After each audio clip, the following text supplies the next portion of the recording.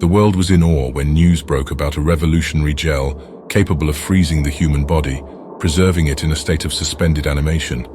It was a breakthrough in science and medicine, a glimmer of hope for those desperate to cheat death.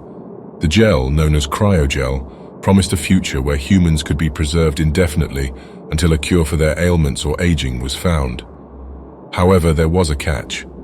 The process of freezing the body with cryogel required 1 week in a sensor-deprived state, during which the body would be slowly cooled to retain healthy cells upon unfreezing. Any other freezing method would destroy the body, rendering it useless upon thawing.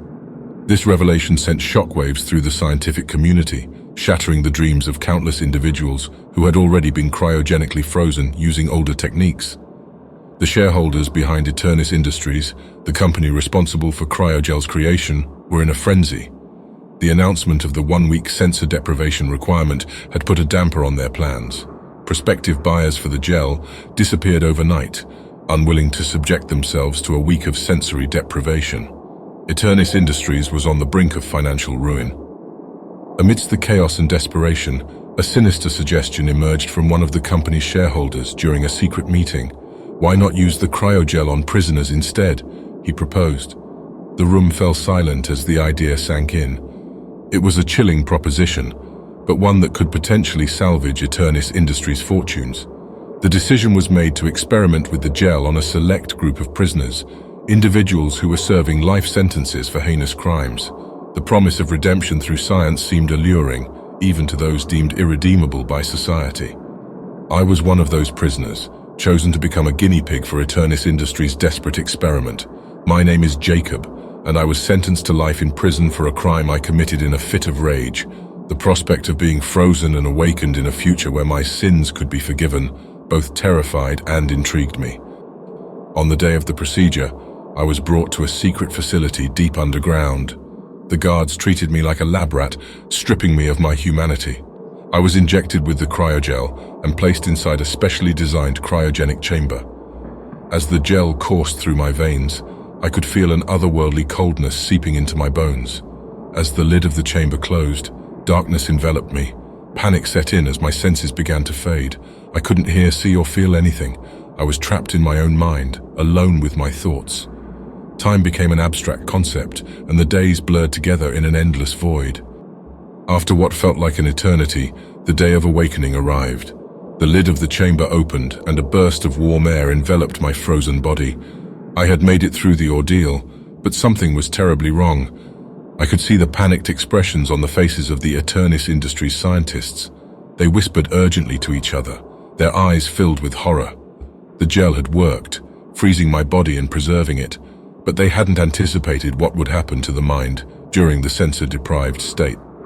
As they unfroze me, I realized the devastating truth. My body was intact, but my mind had been irreversibly damaged. I was trapped in a perpetual nightmare, forever conscious but unable to communicate or move. I was a living corpse, a shell of my former self. Days turned into weeks and weeks turned into months. I became a spectacle, a prisoner of my own body, displayed as a cautionary tale for all who sought to defy death. The shareholders who had suggested this macabre solution had vanished, leaving me to suffer the consequences of their greed. The outside world knew nothing of my torment. They believed the cryogel was a success, unaware of the true horror lurking beneath the surface. Eternis Industries continued to thrive, marketing their gel as a miracle solution, while I withered away in the depths of despair. My only solace was the occasional visit from a sympathetic scientist who would stare into my lifeless eyes with a mixture of guilt and pity.